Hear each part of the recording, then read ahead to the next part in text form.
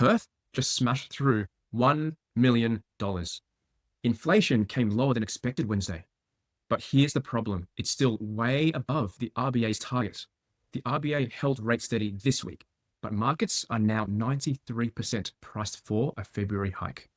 And auction volumes jumped 25% into January. What's actually happening in Australia's property market right now?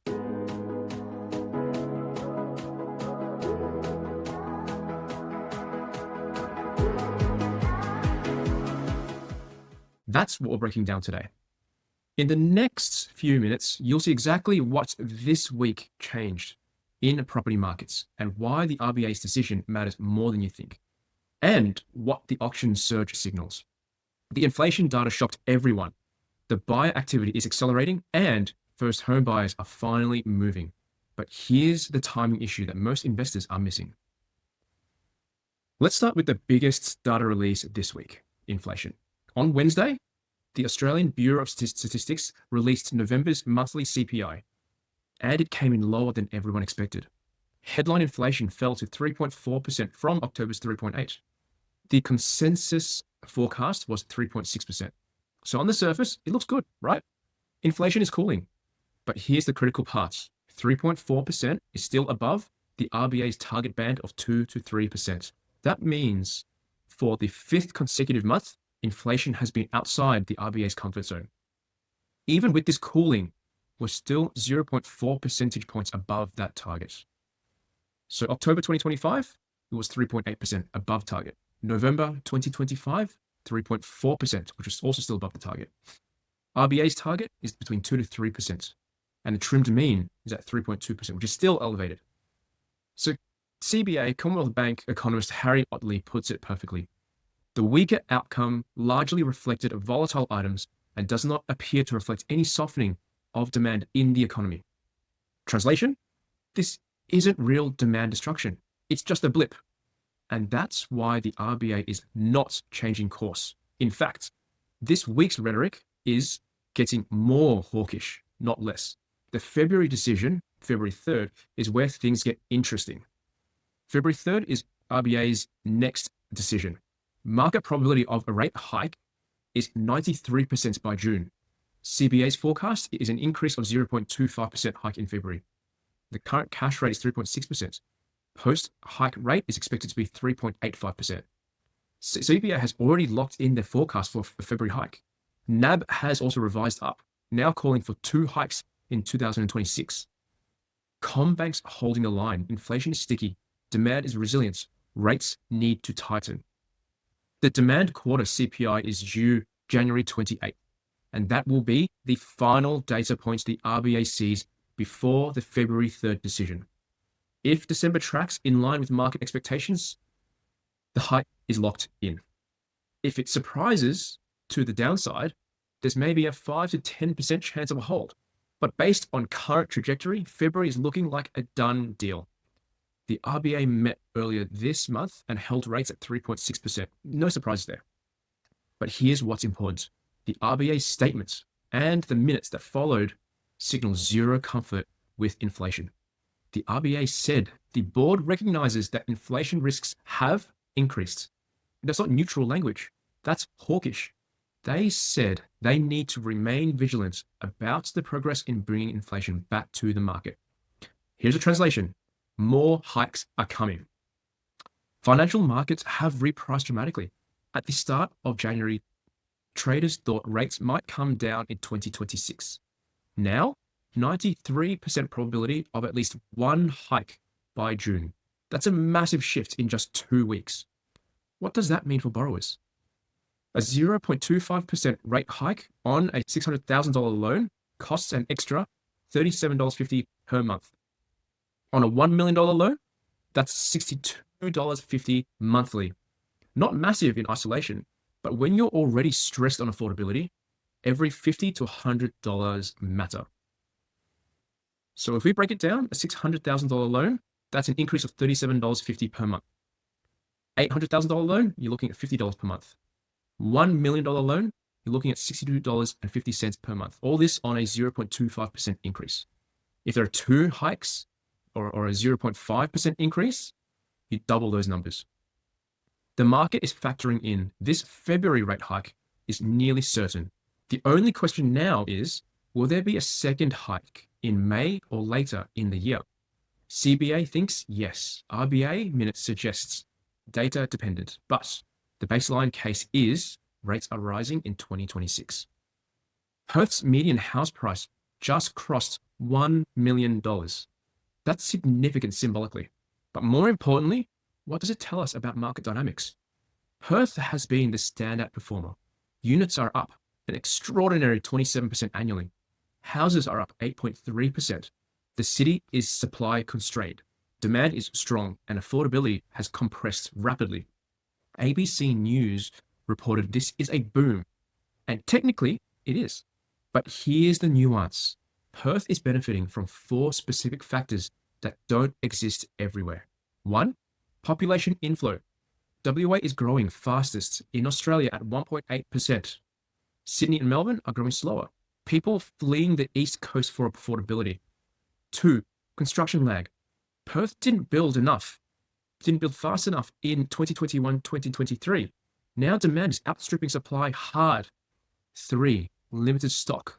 Fewer properties changing hands equals less supply, which equal higher prices. And 4, resources sector confidence. China recovery hopes plus mining reopenings equals jobs plus confidence in the WA market. But here's the risk. If one of these stalls, let's say China demand falters or migration eases, Perth could see price moderation quickly. For investors, it's not Perth is the next Sydney. It's Perth is a concentrated bet on specific growth drivers. So let's look at Perth's summary quickly. So median house has now crossed $1 million in Perth. House growth is up 8.3% annually. Unit growth is up 27.3% annually. And population growth is also up 1.8%, which is the fastest state throughout Australia. And the main risk is concentrated on few drivers. For investors outside WA, the lesson here is geographic diversification matters. Perth's strength masks weakness everywhere else. So auction momentum also just spiked. This is the data point investors should focus on. Auction volumes just jumped 25%. McGrath's Super Saturday, or January 31st, is expecting 175 to 200 properties, up from 149 last year. That's a 25% surge. And not just McGrath, across the market. January auction activity is picking up after the December holiday lull. Square Real Estate reported this week that auction clearance rates in Melbourne held at 65.7%. Adelaide hits 100% clearance rates on 153 auction. That's really strong buy demand. So here's a snapshot. McGrath's Super Saturday, we're expecting 175 to 200,000 auctions. Melbourne's clearance rate is at 65.7%, which is solid. Adelaide's clearance is at 100%. You can't get any better than that. And the trend, January buy activity is ramping fast. So what does this all mean? It means the first home buyer schemes, that's being the 5% deposit and help to buy, are activating in real time. Buyers who are sitting on the sidelines are moving into 2026 saying, I can get in now with just a 5% deposit and government backing. The clearance rates tell you supply is still very tight. And 100% in Adelaide? That says more buyers than sellers. But the volume surge tells you demand is accelerating. More buyers are coming to the market. For investors, this is really important. If buy volumes stays high but clearance rates start to fall, that signals price growth is slowing. More supply coming online, less urgency. If volumes stay high and clearance rates stay high, that signals sustained demand and price support. We're in the latter camp right now.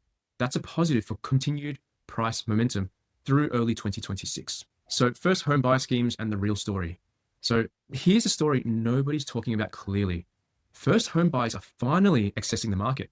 The 5% deposit scheme has been uncapped since October 1st. The Help to Buy scheme opened December 5th. Combined, they're like removing the deposit barrier for an entire cohort of buyers who've been locked out for 5 to 10 years. Think about that psychologically. You've been saving for the last 7 years. You've got $50,000. You want a $600,000 house. In the old system, you needed $120,000 or a 20% deposit. So you wait another 5 years. The new system, You just need $30,000 or a 5% deposit, and you're in the market now. That's not a small difference. That's demand brought forward by years. The government's forecasts show 73,000 places per year through the 5% scheme. Early indications suggest take-up is tracking close to that target. This is real demand, real activity, right? So the impact is the 5% deposit scheme is uncapped from October 1st. Help to Buy, which is government co-ownership, right? We're expected to see 73,000 places per year. And the market impact here is equivalent to 5 RBA rate cuts in stimulus. The buyer cohort has now been unlocked, which is millions who were priced out over the last 5 years. For investors, this matters a lot because as first home buyer activity accelerates, it supports price floors. First home buyers hold properties long-term, average 7+ years. They're not flipping. They're not price sensitive to short-term cycles. They create stable buyer bases. But here's the timing risk. If rates do hike in February, that demand surge might cool very quickly. A $600,000 borrower suddenly facing $3,500 per month extra costs might pause. So Q1 and Q2 2026 are the window for first home buyers uptake before affordability constraints bite harder. By mid-2026, if rates have risen 0.5%, that first home buyer surge will moderate. The question is, how much can prices grow in the next 4 months before that window closes? Now we look at the rental market, which is still tight. Okay, so a quick rental snapshot because this affects property valuations. National advertised vacancy rose to 0.8%, still extremely low. Sydney hit 1.8%, highest in the region, but still tight by historical standards. Hobart remains at a crisis levels at 0.4% vacancy. Rents are still rising, 0.5% annually, or 2.4% over the last month alone. That's maintained landlord advantage right there, right? What this means is rental yields are not contracting. As prices rise, rents are rising faster in most markets. That supports investor yields and property valuations. But you have to watch for if unemployment rises, so that's an early indicator of recession, rental demand could soften fast. Unemployment is still at 4.3%, but trending up slightly. Not yet a red flag, but monitoring it does matter. So what to watch for next week? The next critical data point, which is December's quarter CPI, which is due January 28, if it comes in at 3.2 to 3.3%, February rate hike is locked in. If it comes below 3%, you get a 15 to 20% chance the RBA pauses. But based on every forecast I'm seeing, expect a 3.2 to 3.3% range. That makes February hike 93% certain. Beyond that, February 3rd, RBA decision day, mark it in your calendar. If they hike, expect property auction momentum to cool in weeks following. Not immediately, but the psychological shift will happen. Late January, watch McGrath's Super Saturday. If it clears at 75% or more, that's a strong demand signal. If it clears at 50 to 60%, that's demand moderation already appearing. February 1st, UPRA's DTI lending limits come into effect. Investor lending will start to tighten. Last-minute investor deals will close before this. Watch deal flow in late January, early February. And throughout February, first home buyer scheme take-up data.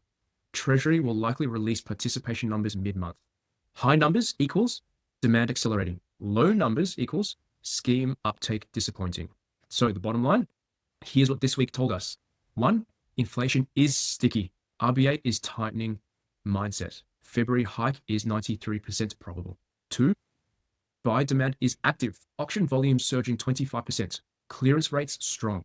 First home buyer schemes activating real buyers. 3, Perth is the regional outlier, but it's a concentrated bet on specific drivers. 4, rental demand is still supporting yields. No crisis there just yet. And 5, rental tightness means prices have supply support through to at least 2027. The investment implication, January and early February are the last window before lending restrictions and rate hikes cool buyer enthusiasm. If you're considering adding portfolio property, the smart move is before February 1st or the upper limit and before Feb 3rd, which is the rate hike probability spike. For first home buyers, your schemes are live and real. The 5% deposit is actually accessible. Don't overthink it. The barrier you thought existed just got completely removed. For existing investors, audit your portfolio for rate rise impact. A 0.5% hike is $300 to $500 per month on $1 million loan. If your yields are tight, stress test that scenario now. The market isn't crashing.